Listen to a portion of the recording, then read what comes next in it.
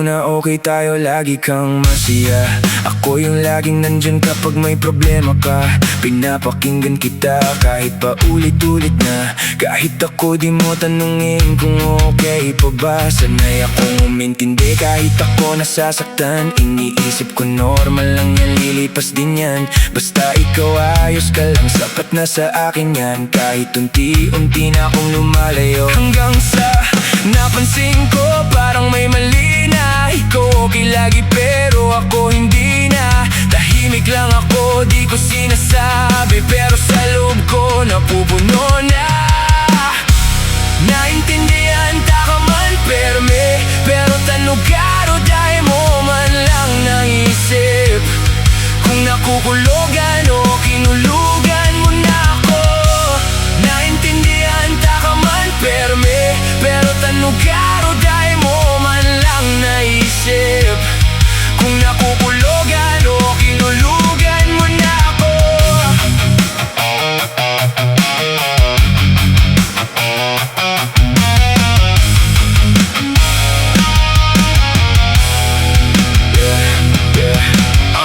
Isang gabi napaisip ako mag-isa.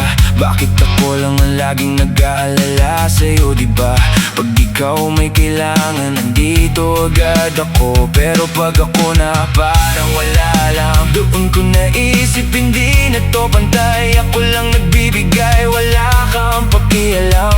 Kahit kaunti man lang sa kakaintindi ko sa'yo. Nakalimutan ko ng tanungin kung okay lang ba ang sarili ko.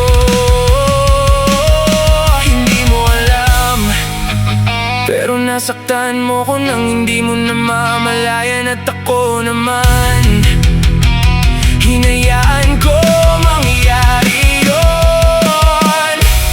Naintindihan ta ka man perme, pero tanugaro dahil mo man lang naisip kung nakukulogan o kinulugan mo na ako.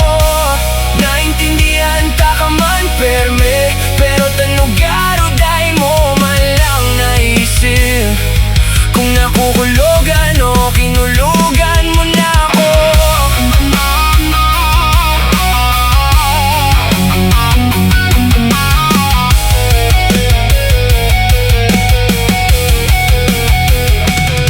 Kaya ngayon pipiliin ko muna sarili ko. Hindi na ako mananahimik kung nasasaktan ako. Hindi masamang umintindi, pero dapat may hangganan. Hindi pwedeng ako lang palagi ang nasasaktan. Kung mahalaga ako, mapapansin mo rin. Pero kung hindi, tatanggapin ko na rin. Kasi sa uli, natutunan ko to, hindi pwedeng ako lang ang may puso sa relasyon na to.